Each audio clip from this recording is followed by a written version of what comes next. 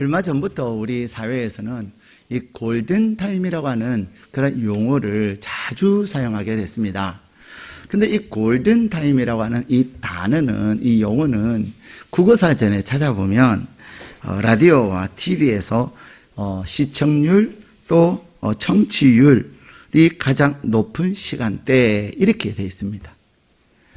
라디오나 TV의 청취율이나 또 시청률이 가장 높은 시간대를 골든타임이라고 이야기하고, 그리고 그 시간대를 7시에서 오후 7시에서 9시의 시간을 이야기합니다. 그런데 그래서 이 골든타임이라고 하는 시간은 이 광고에서 또 적용을 하기 시작하는데, 광고에서는 무엇 할까요? 하루 24시간 중에서 사람들이 가장 많이 라디오를 청취하거나 또 TV를 시청하는 시간대에 광고를 하는 거예요. 많은 사람들이 광고를 보고 그들의 광고를 따라서 자기에게 그 기업들이 원하는 것을 이루고자 하는 거지요. 그래서 이 골든타임은 최고의 시간대, 이런 의미를 가지고 있습니다. 그것이 국어사전의 원래의 단어예요, 의미예요. 그런데 여러분들이 골든타임 하는 그 단어에 대해서, 어휘에 대해서 여러분은 어떻게 알고 계세요? 우리는 지난 세월호 사건 이후에 골든타임이라고 하는 것은 어떤 위기와 문제의 상황에서 그 문제를 해결하고 구조할 수 있는 절대절명의 시간을 이렇게 골든타임이라고 생각을 합니다. 그래서 이 골든타임은 시간의 승패를 좌우하는 초기적 시간일 뿐만 아니라 운명을 결정하는 본질적 시간이기도 합니다. 생명을 살릴 수 있는 결정적 시간이 골든타임일 뿐만 아니라 사람들을 구조할 수 있는 황금의 시간을 이 골든타임이라고 사람들은 이야기합니다. 그래서 이 현재의 골든타임이 남은 시간을 지배한다, 이렇게 사람들은 골든타임의 가치와 의미를 부여하고 있는 것입니다. 그래서 이 골든타임이라고 하는 것은 어떤 위기와 어떤 문제에서 그 문제를 직시하고 적극적으로 대처할 수 있는 시간이기 때문에 이 골든타임을 놓치게 되면은 걷잡을 수 없이 문제가 커지고 상황이 어려워지는 거예요. 그렇다면 여러분의 골든타임은 언제입니까? 여러분의 골든타임은 바로 지금 오늘인 것입니다.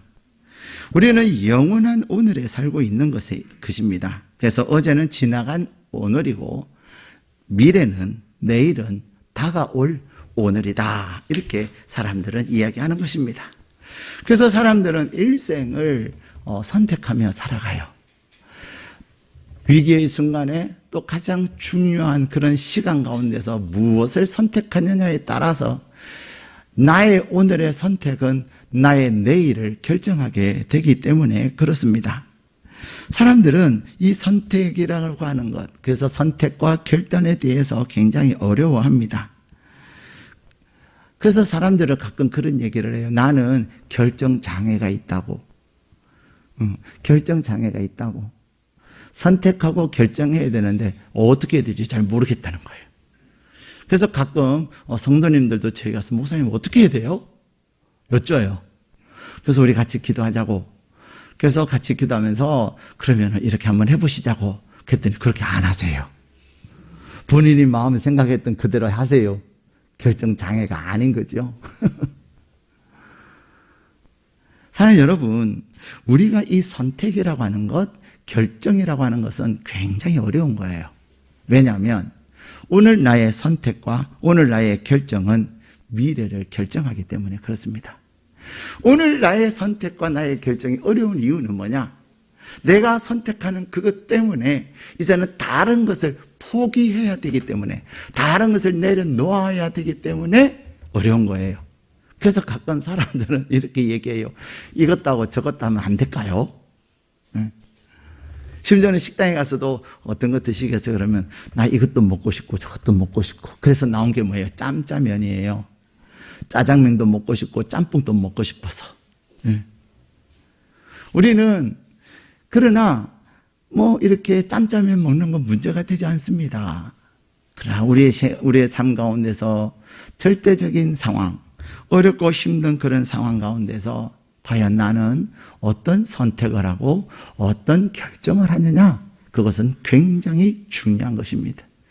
나의 골든타임이 골든타임이 될 수 있느냐, 그렇지 않으면 나의 골든타임이 waste 타임이, 다시 말하면 버려지고 소비되어지고 결국 쓰레기 같은 시간이 되느냐, 그것은 나의 현재의 결정에 달렸기 때문에 힘든 거예요. 사람들은 누구나 골든타임에 직면합니다. 그러나 그 골든타임에 직면은 하나, 그 골든타임이 지나고 나서 정말로 잘했다고, 정말로 대단했다고 그렇게 인정받고 그렇게 기뻐하고 그렇게 또 좋은 결과를 경험하는 사람들도 있지만, 골든타임으로 만들지 못하고 골든타임의 순간을 놓쳐버리는 사람들이 정말로 많습니다. 사람들은 결정함에 있어서, 결단함에 있어서 피라미드형이 있다, 이렇게 이야기합니다. 이 피라미드형이 있다, 이 말은 무슨 말이냐면, 피라미드형 결단이 있다는 말인데, 가장 첫 번째 이 결단은 일상적인 결단이에요. 우리의 일상적인 결단은 흔히 내가 오늘 뭘 먹을까? 오늘 내가 어떤 옷을 입고 교회를 갈까? 그러한 너무나도 일상적인, 그러나 그것에 대한 선택의 결과가 그렇게 큰 영향을 미치지 않는 그러한 결정을 이야기합니다. 그런데도 이 일상적인 결단에도 무엇이 필요해요? 뭔가가 내려놓는 것이 필요한 거예요. 짬짜면은 먹을 수 있으나 탕수육까지는 못 먹잖아요. 근데 요즘은요, 세트 메뉴라고 해가지고 짬짜면에다가 탕수육까지 있기도 하는. 그러나 먹는 것은 그럴 수 있으나 우리의 삶의 문제와 내가 직면하고 있는 어려움은 짬짜면에다가 탕수육까지 세트 메뉴를 먹을 수 있는 게 아니에요. 내가 내려놔야 되는 겁니다. 후회하지 않을 선택을 해야 되는 거예요. 그런데 일상적인 이러한 결단은 그렇게 큰 영향을 끼치지 않습니다. 그런데 두 번째 결단이 있는데, 그게 뭐냐면 도덕적 결단이에요. 좀 더 의미 있는 선택의 결정이에요. 의미가 좀 더 중요한 의미의 선택과 결단이 있는 것입니다. 예를 들어서 자동차를 사는 일, 자동차 한번 사면은 내년에 또 바꿉니까? 아니에요. 저희가 재작년에 성도님 한 분이 헌물을 해주셔가지고 스타렉스를 샀잖아요. 근데 어떤 차를 살 거냐 이야기를 하는 가운데 우리 당회에서 장로님들이, 목사님, 이하이면 가스차가 어떻겠습니까? 그러세요.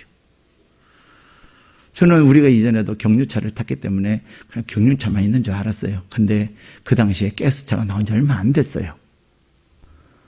그래서 왜 그러십니까? 그랬더니 환경 문제도 있고 그렇습니다.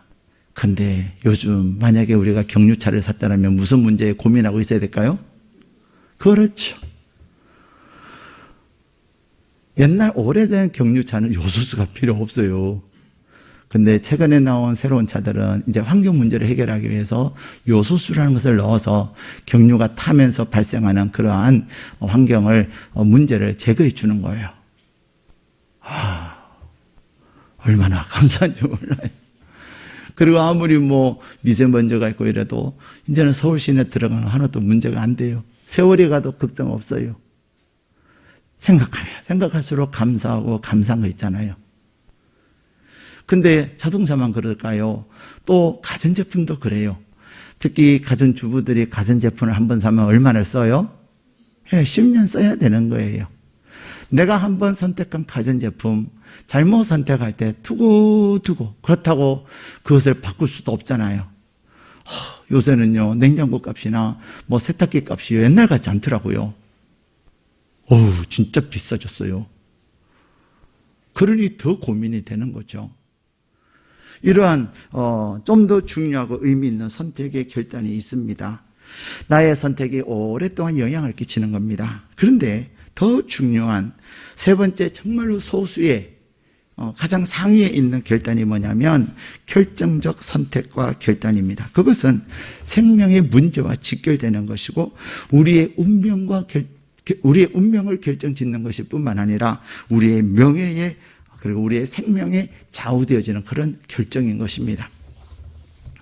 그런 저희들에게 그런 결정의 상황들 가운데서 그러면 우리는 어떤 동기를 가지고 결정을 해야 되느냐 하는 거예요. 사람들이 결정을 함에 있어서 가장 첫 번째는요, 이 본능적, 동물적 동기에 의해서 결정을 합니다. 그래서 맛있는 거 먹고 죽은 시체는 때깔도 좋다 그러면서, 그러고 오늘의 나의 밥은 내일의 나의 체중계는 아무 상관없이 나는 오늘이 중요해 그러면서 본능적으로 동물적으로 이렇게 선택하시는 그런 동기가 있습니다. 뭐가 산다는 거죠? 그래서 동물은 리액션으로 살고, 리액션이라는 말은 무슨 말이에요? 반응한다는 거예요. 본능적으로 반응하는 거예요. 그러나 사람은 이 리액션으로 살지 않습니다. 물론 어떤 사람들은 리액션으로 사는 사람이 있죠. 이 본능적 동기, 반응에 본능적으로 반응을 하면서 사는 분들이 계세요. 그러나 인간은 리액션하는 존재가 아니라 리스판스하는 존재입니다. 다시 말하면 리스판스 한다는 말은 뭐예요? 응답한다는 거예요. 반사적으로 본능적으로 이렇게 행동하고 결정하고 행동하기보다는 좀 더 생각하고 좀 더 생각하면서 그것에 응답하면서 살아가는 것입니다. 두 번째, 동물적 동기와 함께 두 번째 동기는 뭐냐면 도덕적 동기예요. 사람들이 이 본능적 동기에서 더 나아가서 도덕적 동기에서 결정을 할 때가 참 많습니다. 우리 대부분의 사람들은 이 본능적 동기에서는 좀 초월할 수 있어요. 그것을 다스릴 수 있어요. 근데 주로 대부분은 어떤 동기에 의해서 결정을 하냐면 도덕적 동기에 의해서 결정을 하는 것입니다. 이 도덕적 동기라고 하는 것은 무엇을 함에 있어서 과연 도덕적으로 옳으냐, 잘못됐느냐, 내가 선택하는 것에 대해서 과연 사람들은 비난을 할 거냐, 칭찬을 할 거냐, 더 나아가서 내가 선택하는 것에 대해서 내 양심에는 끄리낌이 없는가, 내가 떳떳하고 당당한가, 그런 도덕적 동기를 사람들은 생각하면서 결정을 합니다. 그런데 본능적 동기와 더 나아가서 도덕적 동기와 함께 더 중요한 동기가 있는데 그게 뭐냐면 신앙적 동기예요. 우리는 결정하고 선택함에 있어서 중요하지만 일상적 그러한 선택, 또 좀 더 중요한 의미를 가지고 있는 선택, 더 나아가서 정말로 중요한 결정적인 그러한 선택을 하게 되는데 가장 중요한 동기가 뭐냐는 거예요. 그것은 신앙적 동기를 따라서 선택하는 것이 중요한 것입니다. 우리 대부분의 사람들은 어떤 동기에 의해서 결정을 합니까? 도덕적 동기를 따라서 결정합니다.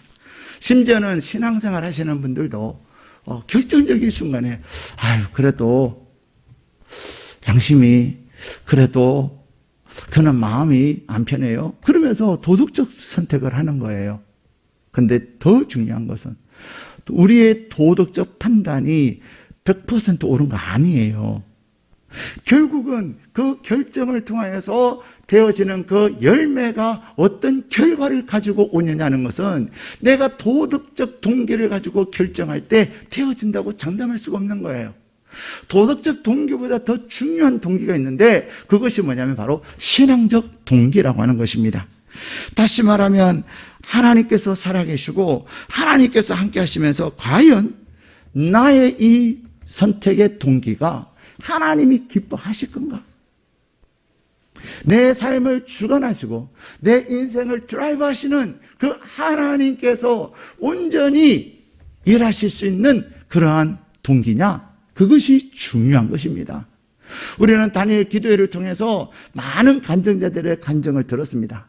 그런데 그들이 때때로 도덕적 동기를 가지고 선택했으나 내가 열심히 하면 돼. 내가 죽도록 최선을 다하면 돼. 그런데 내 힘과 내 노력으로 내가 번번이 실패했다는 이야기를 어제 강사했던 대표님도 얘기하셨어요. 그가 이태리에 유학을 갔다가 그는 열심히 콩쿠르에서 입상하기 위해서 밤낮으로 연습하고 연습했는데도 그 소리를 낼 수가 없었다는 거예요. 그러면서 친구들과 같이 갔는데 친구들은 다 예선 통과하는데 그분은 몇 번에 걸쳐서 예선 통과하지 못하니까 이제 스스로 자괴감에 빠지는 거죠. 유학까지 왔는데. 근데 그를 위해서 기도하시는 부모님의 그 기도가 그로 하여금 하나님께 나가게 만듭니다.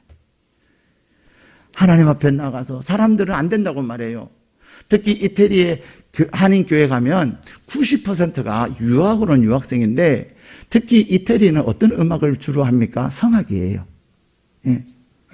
성악을 주로 유학을 오는데 유학 온 많은 유학생들이 교회 안에서 절대로 하지 않는 세 가지가 있답니다. 그 첫 번째는 뭐예요? 통성 기도하지 않는다는 거예요. 왜? 성악가는 제일 중요한 게 뭐예요? 목소리잖아요. 그래서 유명한 성악가들은 자기 목소리를 보험에 듭니다. 성대를. 그래서 절대로 통성 기도하지 않는데요. 그리고 제일 앞자리에 안 앉는데요. 그리고 또 하나가 있었어요. 근데 그가 자신의 그 노력과 자신의 그 몸부림에 좌절을 하고 결국 실패하면서 하나님 도대체 왜 이래야 됩니까? 왜 하나님은 나에게 침묵하십니까? 하나님 앞에 기도하는 가운데 그분의 마음속에 하나님이 주시는 마음이 있었어요. 사람들이 안 된다는 그것을 내가 하자. 사람들이 안 된다는 것을 내가 하나님 안에서 하자. 그리고는 이분이요, 새벽에 가서 통성 기도를 하기 시작한 거예요. 성대가 생명인 성악가가 새벽에 하나님 앞에 나와서 소리 높여서 하나님 앞에서 기도하는데 어느 순간 어떤 일이 일어났답니까? 궁금하시죠? 교회 단톡에 들어가시면 어제 저녁 간증이 있으니까 들어보세요. 근데 그분의 성대가 튄 거예요. 저는 어제 그분의 간증을 들으면서 이 동양인의 한국 사람의 성대와 성대와 그 다음에 서양인의 성대가 다르다는 걸 알았어요. 처음 알았어요. 한국 사람들은 무엇을 잘할 수 있는 그런 두상을 가지고 있냐면 창을 잘하는. 네. 이 두상 자체가 이 소리라고 하는 것은 안에서 목에서 나오면 이것이 몸에서 공명이 일어나가지고 나오는 건데 이 한국 사람들은 이 얼굴은 다 뭐 가늘어 보이고 넓어 보이지만 안에 속은 한국 동양인들은 넓대요. 이 넓은 것은 창, 하여튼 그런 거 있잖아요. 창 들리죠? 근데 서양인들은요, 이 앞뒤로 넓대요, 길대요. 그래서 공명이 잘 돼서 이 오페라나 이런 소리를 잘 낸대요. 또 한글은 얼마나 위대한 언어입니까? 세계적인 그러한 아마 그때 우리 세종대왕이 계셔서 노벨상 받았을 것 같아요. 근데 그런 한글이요, 이 오페라를 하고 이태리 노래를 부르는 데는 진짜 안 좋대요. 그래서 한인교회는 첫 번째는 뭐 한다고요? 통성기도 안 하고 두 번째는 한국말로 찬양 안 한대요. 한국말로 찬양하다 보면은 맨날 연습한 그 이태리 노래가 발음을 제대로 못하기 때문에. 근데 이분은 힘써 한국말로 찬양하기로 했다는 거예요. 근데 놀라운 것은요, 새벽에, 그 다음에 이제 또 한국 사람들은, 한인교회는요, 새벽 기도를 안 하는 거예요. 왜? 잠을 깊이 자야, 새벽 잠을 자야 금가 컨디션 좋고, 컨디션 좋아야 성악을 잘할 수 있다는 거예요. 근데 이분은 그 당시 교회 안에서 우리의 불문율, 우리 한인교회의 불문율, 통성기도 안 하고, 한국어로 노래 안 하고, 찬양 안 하고, 그 다음에 새벽기도 안 하는 그 세계를 깨트리신 거예요. 그래, 하나님이 계시면 다른 사람들처럼 나는 그러고 싶지 않다. 그래서 이분이 새벽기도를 나가고, 새벽에 가서 통성으로 기도하고, 한국말로 찬양하는 가운데 하루는 하나님께서 그분의 성대를 그분 표현이 그래요. 뭐가 손 같은 게 쑥 자기 성대에 목구멍으로 싹 들어내 뭘 다 끄집어내더래요. 싹 끄집어내는데 왜 득도했다는 말 아세요? 득음했다는 말 아세요? 그토록 선생님한테 배우고 발성법을 배우고 그러면서 내려고 했지만 낼 수 없던 그 소리가 오 하고 나오더래요. 제 제자 중에 우리 처음에 개척했을 때 우리 교회 반주에 있었던 이한나라고 하는 자매가 있어요. 그분은 유학을 가고 싶어 했는데 소리가 안 나오는 거예요. 그 소리 한 개에 비올라를 한 자매인데 그래서 제가 그 자매한테 그런 얘기를 했어요. 한나 자매, 비올라 연주할 때마다 연습할 때마다 기도해라. 하나님 소리가 나게 해달라고. 이 소리가 아닙니다. 그런 거 아시죠? 예, 이 소리도 아닙니다. 근데 이분이요, 그때 마침 또 담임 목사님께서 안식년 6개월을 가시게 돼가지고 사모님 반주하시던 새벽기도 반주자를 찾았어요. 근데 그 자매가 청년인데 얼마나 새벽잠이 많겠어요. 자기가 새벽기도 반주하겠다는 거예요. 다 놀랬어요. 근데 놀라운 일은 그 청년이 새벽에 새벽기도 하면서 연습을 하는데요, 하루는 연락이 와서 목사님 소리가 달라졌다는 거예요. 그리고는 그 자매는 예일대학에 유학을 갑니다. 예일대학에 유학을 하는데 더 놀라운 일은요, 그때 마침 그 자매가 유학한 그 해에 한 독지가가 거금을 예일대학에 기부를 하는데 어떻게 기부합니까? 음대 학생들, 음악대학 학생들에게만 이 장학금을 주세요 해가지고 그 자매는 가는 해에 그리고 계속 졸업할 때까지 풀 스칼러십으로 장학금으로 학교를 공부를 한 거예요. 안 놀라시네요. 내 얘기가 아니니까. 저는 우리 교회 성도님들이요, 정말로 자신들의 그 많은 것들을 마지막 때 하나님 앞에 기부하고 헌금해서 이것들을 장학금으로 쓰고 이것들을 다른 좋은 일들을 쓸 수 있기를 바라요. 사랑하는 여러분, 그런데 득음을 한 거예요.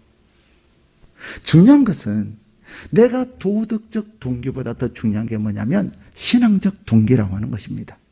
그래서 어제 그 강 대표도 내가 이제는 네 목소리를 가지고 하나님을 노래하고 싶다. 우리의 도덕적 동기로 우리는 살아가지만 그 도덕적 동기를 뛰어넘어 전능하신 하나님의 그 능력과 하나님의 그 은혜를 경험하는 것이 바로 신앙적 동기에 의한 선택인 줄로 믿습니다. 대부분의 사람은 안 된다고 말합니다. 많은 사람들은 할 수 없다고 말합니다. 불가능하다고 하지만 오늘도 우리를 예배의 자리에 부르신 그 하나님께서 내가 하나님을 향하여 도덕적 동기에서 신앙적 동기를 가지고 하나님 앞에 나아가고 하나님 앞에 결단하고 하나님 앞에 기도할 때 하나님 오늘 놀라운 일을 우리 가운데 행하시는 줄로 믿습니다. 그 이야기가 오늘 이 본문에 나오는 에스더의 이야기이기도 합니다. 하나님은 오늘 에스더를 통해서 주시는 이 은혜가 저와 여러분에게도 동일한 은혜로 임하시기를 축복합니다. 이 에스더에게 어떤 일이 생깁니까? 에스더는 유대인이었음에도 불구하고 이 바사라고 하는 나라는 어떤 나라냐면 요즘 말로 말하면 우리나라 말로 말하면 페르시아예요. 이 페르시아의 왕비인 와스디라고 하는 왕비가 있었는데 이 왕비가 왕비여 그대가 와서 이 자리를 빛내주시오 했는데 와스디가 무슨 상황이 있는지는 모르지만 못 갑니다 그런 거예요. 왕이 부를 때 나오지 않는 것, 왕이 부르지 않는데 나오는 것, 그 모든 일은 폐위되어지고 심지어는 생명의 위협까지 가해지는 그것이 이 페르시아의 법 중에 하나였습니다. 그래서 와스디의 왕비가 이 왕이 불렀는데 나오지 않음으로 말미암아 폐위가 돼요. 그러고는 새로 왕비를 거는데 누가 왕비가 되냐면 에스더가 왕비가 됩니다. 이것 또한 놀라지 않으시는군요. 에스더는 유대인이에요. 어떻게 페르시아라고 하는 나라, 이 바벨론 제국에 이어서 세워진 이 나라의 유대인, 다시 말해 포로로 잡혀온 포로 2세가 왕비가 됐다는 이 사건은 대단한 사건입니다. 가끔 우리는 미국의 이민 3세, 이민 4세대 그들이 이제는 미국의 하원으로 상원으로 또 여러 가지로 대단한 일을 하는 것에 대해 얼마나 놀라워해요. 근데 3세대, 4세대가 아니라 2세대고 아빠 엄마가 안 계시는, 그래서 삼촌과 함께 사는 에스더인데 하나님께서 전격적으로 그를 왕비가 되게 하신 거예요. 근데 그의 삼촌 모르드게는 민족적 자긍심과 그의 소신이 있어서 하만이라고 하는 그 나라의 2인자인 그에게 굴복하지 않는, 절을 하지 않는 거예요. 이인자로서의 목례를 하고 존중은 하나 그에게 굴복하지 않는 그것으로 인하여서 이 모르드게는 앙심을 품고 모르드게에 대한 앙심이 결국은 민족에 대한 앙심으로 변합니다. 그리고는 아하스웨로 왕의 마음을 움직여서 결국은 유대인들을 다 같은 날 죽이라고 하는, 멸하라고 하는 그러한 조서를 전 페르시아 지역에 다 보내는 거예요. 민족적 위기가 찾아온 것입니다. 얼마나 힘들겠어요. 그때에 이 모르드게는 왕비가 된 에스더에게 이야기합니다. 야, 에스더 지금 힘들다. 어떡하냐? 그랬더니 에스더는 뭐라 그래요? 삼촌, 저는 왕이 나를 부르지 않으면 나갈 수가 없습니다. 내가 나가면 어떻게 되는지 아시잖아요. 그랬을 때 이 모르드게는 이 말을 하는 겁니다. 자, 우리 13절 14절 말씀 같이 읽겠습니다. 시작. 모르드게가 그를 시켜 에스더에게 하답하되 너는 왕궁에 있으니 모든 유다인 중에 홀로 목숨을 건지리라 생각하지 말라. 이때에 네가 만일 잠잠하여 말이 없으면 유다인은 다른 데로 말미암아 노임과 구원을 얻으려니와 너와 내 아버지 집은 멸망하리라. 네가 왕후의 자리를 얻은 것이 이때를 위함이 아닌지 누가 알겠느냐 하니. 아멘. 지금 이스라엘에는 유대인들에게는 일대 절대절명의 위기가 찾아온 겁니다. 다시 말하면 지금이 이 위기가 찾아온 이때가 지금 어떤 상황이에요? 골든타임의 상황이에요. 문제가 발생하면 이 문제를 즉각적으로 해결할 수 있는 그 정해져 있는 시간이 있습니다. 그것을 골든타임이라고 우리는 이야기합니다. 이 골든타임 때 이 모르드게는 이 문제를 해결하기 위해서 왕후가 된 에스더에게 얘기했지만 에스더는 뭐라 그래요? 에스더에게 뭐라고 말합니까? 너가 왕궁에 있으니 너의 목숨은 보존될는지 몰라도 그렇지 않다. 우리가 죽으면 너 또한 너의 집안 또한 다 멸족을 당한다. 그렇습니다. 우리는 때때로 선택을 하고 결정을 하는데 어떤 선택을 할 때가 많습니까? 당장 눈앞에 있는 그것에 사로잡혀서 그것에 우왕좌왕하여 결정할 때가 얼마나 많은지 모릅니다. 언제 후회해요? 결정 안 하면 후회합니다. 여러분, 결정이 하기 힘들면 어떻게 해야 돼요? 스탑! 잠깐만요. 기도하고 합시다. 여러분, 멈춰야 합니다. 여러분의 마음에 잠깐만요! 기도하고 합시다. 해도 절대로 늦지 않습니다. 또 정말로 일촉즉발의 상황이 있을 수도 있습니다. 그때조차도 잠깐만요. 5분만 시간을 주세요. 그리고 뭐 해야 됩니까? 저에게 전화를 하셔야 합니다. 목사님 지금 이런 상황입니다. 5분밖에 시간이 안 남았습니다. 근데 그 5분이 골든타임이 되고요. 그 5분에 하나님의 큰 역사가 일어나는 거예요. 우리 중직자들과 순자님과 부자님들에게 이번 주에 문자를 보내드렸어요. 우리 교회 금년에 등록하신 김근자 권사님께서 당신의 딸이 사위가 확진이 됐다가 이제 이렇게 집으로 돌아왔는데 딸이 확진이 또 된 거예요. 그래서 자가격리하고 있는 중에 폐렴이 발생을 한 겁니다. 그래서 확진자가 폐렴이 발생하니까 이 코로나는 심장과 관계된 거잖아요. 그래서 폐렴이 발생을 되니까 바로 119에서 와서 음압병실로 이동을 시킨 거예요. 목사님, 우리 딸이 음압병실에 들어갔어요. 기도해 주세요. 그래서 이제 알겠습니다, 권사님. 따님의 성함과 또 제 손의 나이와 그 상황을 얘기해 주세요. 그렇게 해서 딸을 이제 위에서 우리 중직자들과 부자님과 순자님들에게 중보 기도를 계시는 곳에서 이런 상황이니 부탁을 드렸습니다. 떨어지지 않던 열이요, 이틀째 떨어지기 시작하고, 세상에 자가격리 하면은 이게 보통 14일 있잖아요. 근데 그저께 퇴원해가지고 집으로 오셨다는 거예요. 그러면서 권사님께서, 목사님, 교회의 기도가 이렇게 중요한 것을 내가 다시 깨달았습니다. 기도해 주신 성도님 너무 감사하다는 거예요. 골든타임이라는 겁니다. 골든타임에 제일 먼저 해야 될 게 뭐예요? 기도하는 겁니다. 오늘 이 에스더는 그가 이제 삼촌을 통해서 들은 그 이야기를 통해서 그가 기도하기를 결정하는 겁니다. 그런데 여기에 모르드게의 믿음이 대단해요. 우리 14절 말씀 다시 한번 읽겠습니다. 시작. 이때에 내가 만일 잠잠하여 말이 없으면 유다인은 다른 데로 말미암아 노임과 구원을 얻으려니와 너와 내 아버지 집은 멸망하리라. 내가 왕후의 자리를 얻은 것이 이때를 위함이 아닌지 누가 알겠느냐 하니. 자, 여기에서 중요한 게 뭐예요? 이 이야기를 하는 모르드게의 마음에는 이미 유다인은 구원을 받았습니까? 못 받았습니까? 받았다고 말해요. 너가 잠잠하면 하나님은 에스더를 통하여서 유다인을 구원하기를 원하셨지만 만약에 에스더 너가 잠잠하면 어떻게 한다고요? 다른 데로 말미암아 노임과 구원을 얻게 하신다는 것입니다. 문제는 지금 내가 아니면 그들이 구원을 못 받는 게 아니에요. 믿으십니까? 기도하는 자녀는, 기도하는 사람은, 기도의 대상자는 절대로 망하는 법이 없습니다. 우리가 가슴에 품고 기도하는 그 영혼은 하나님께서 반드시 구원을 시키시는데 중요한 것은 너가 가서 말하라는 거예요. 가서 말하라는 거예요. 여러분의 마음에 그러한 구원에 대한 믿음과 확신 있기를 축복합니다. 그런데 이 모르드게는 그렇게 말해요. 반드시 유다인은 하나님이 구원을 하시는데 그 구원의 통로가 너가 되기를 원한다는 것입니다. 왜? 하나님은 그 구원을 위하여 너를 왕후로 세우셨기 때문에 그렇습니다.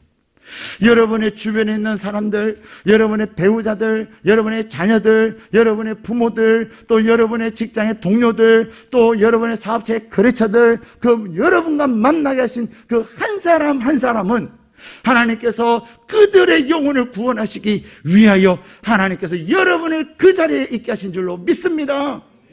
하나님께서 우리에게 주신 사명은 바로 그것입니다. 저도 이번에 블레싱 데이를 준비하면서 저에게 세 사람의 VIP가 있습니다. 그래서 VIP를 위해서 기도하면서 두 사람은 이제 연락이 됐어요. 어떻게 할까? 어떻게 그 사람과 내가 접촉점을 만들까? 그렇게 하다가 선물을 보내자.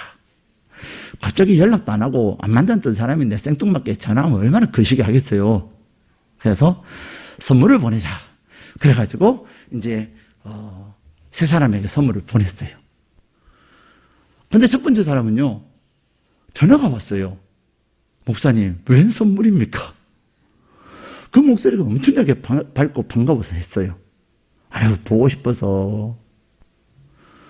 그래서 뭐 잠깐 안부 얘기를 하다가, 우리 밥 한번 먹을까요? 그랬더니, 좋죠. 그래요. 그래서 이제 그분이 평소에 직장 생활하니까 바빠서, 그래, 그러면 혹시, 토요일이나 주일 괜찮아요? 사실 목사에게서 저는 토요일은 무지무지 중요한 시간이거든요. 주일을 준비해야 되니까. 그렇지만 영혼을 위해서 그걸 못하겠습니까? 그랬더니 주말도 괜찮긴 한데요. 주중에도 괜찮다는 거예요. 제가 얘기 듣기로는 막 밤에 10시에도 들어오고 11시에도 들어오는 사람인데 그리고 이번 주에 만나기로 했다는 거 아니겠습니까? 또 한 분은 또 문자를 보냈는데 선물을 보냈는데 전화는 안 오고 문자가 답이 왔어요. 고맙습니다. 그래서 아니야, 이 사람은 전화하기보다는 내가 전화를 일단 답이 왔으니까. 그래서 또 이제 얘기를 나누다가 밥 먹어요. 그랬더니 알았어요. 그랬더니 웬일이에요? 아니, 그냥 보고 싶어서. 그래갖고 이제 주말쯤에 만나기로 했어요. 한 분은 아무리 보냈는데도 답이 없어요. 전화도 안 받아요. 그래도 기다리는 거죠. 그러면서요, 제 생각에 선물도 보내고 이제 밥도 먹는데 국밥을 먹겠습니까? 그죠? 얼마나 귀한 분인데 제 마음은 에스더처럼 이번 주에도 밥 먹고 다음 주에도 밥 먹고 하여튼 블레싱 데이까지 계속 밥 먹으려고 그러거든요. 일식으로 밥 먹고 중국식으로 밥 먹고 한식으로 밥 먹고 하여튼. 그런데 가만히 있으니까 뭐가 걱정이 돼요? 예? 머니가 걱정이 되는 거예요. 한 사람도 아니고 몇 사람인데 순간 너무 돈 많이 들어가는데 어떤 분이 저한테 그러시대. 목사님, 전도는 쩐도 있어야 됩니다. 예. 내가 물질로 섬기지 않으면 물론 다른 것도 섬겨주겠지만 전도 필요하다는 거예요. 근데 순간 맞아, 이것도 하나님이 주신 거지, 그것도 하나님은 분명히 더 주실 거야, 그런 믿음과 확신이 생겨 오히려 더 많이 주실 것 같아요. 그래서 이제 또 기쁜 마음으로 기대를 하고 있습니다. 여러분, 저희 VF를 위해서 기도 많이 해주세요. VF의 영혼은 기도로 되는 거예요. 기도와 금식으로 되는 거예요. 사랑하는 여러분, 오늘 이 에스더는 그에게 주어진 이 골든타임에 대해서 모르드게의 그 간곡하고 모르드게의 이 간절한 마음이 에스더의 마음을 변화시킨 거예요. 여러분의 마음에 하나님을 알지 못하고 예수를 믿으며 누리는 이 기쁨과 행복을 다른 사람과 함께 나눠야 되지 않겠습니까? 하나님께서 여러분을 직장에 보내시고 하나님께서 여러분을 사업장에 보내시고 하나님께서 여러분의 삶의 현장에 보내시는 이유는 그냥 그 회사에서 월급 받으면서 잘 살아라고, 사업하면서 돈 많이 벌어서 그냥 잘 살아라고 하신 것이 아니에요. 궁극적으로 그 일들을 통하여서 영혼을, 사람들을 구원하는 그 일을 위하여 죽어가는 그 의인들을 살리라고 여러분에게 하나님을 자랑할 이야기들을 많이 주신 겁니다. 에스더는 금식을 부탁합니다. 그리고 에스더는 3일 금식 후에 용기를 내어서 다가갑니다. 사실 제가 그 VIP 다닐 때 얘기할 때 쉬웠겠어요? 어려웠겠어요? 그래요. 제가 목사님은 안 쉬워요. 천만에요. 벌써 한 3, 4년 동안 한 번도 만나지도 않았고요. 대화도 안 한 사람이에요. 그래 제 마음에 늘 있는 거예요. 그리고 이번에 하나님께서 마음을 주신 거예요. 예. 어려워요. 사도 바울도 성도들에게 기도 부탁을 해요. 성경에서 내가 복음을 전할 용기를 달라고 기도해 주세요. 그래요. 전도왕 사도 바울도 복음을 전하는 일은 절대로 쉬운 일이 아니에요. 에스더는 왕후였지만 왕 앞에 나가는 것은 생명을 내어놓고 나가는 것입니다. 그런데 골든타임은요, 골든타임이 될 것이냐, 골든타임이 웨이스타임이 될 것이냐, 그것은 나의 결단과 나의 행동에 달려있는 거예요. 우리가 하나님 안에서 신앙적 동기를 가지고 하나님 앞에 나아가지만, 내가 기도하지만 이제는 내가 나아가고, 그래서 처음부터 만나서 그럴까요? 저도 이번 주에 만나면 밥만 맛있게 먹을 거예요. 목사님 무슨 일이 있어요? 아니, 부탁이 안 있는데 다음 주에 또 밥 먹자.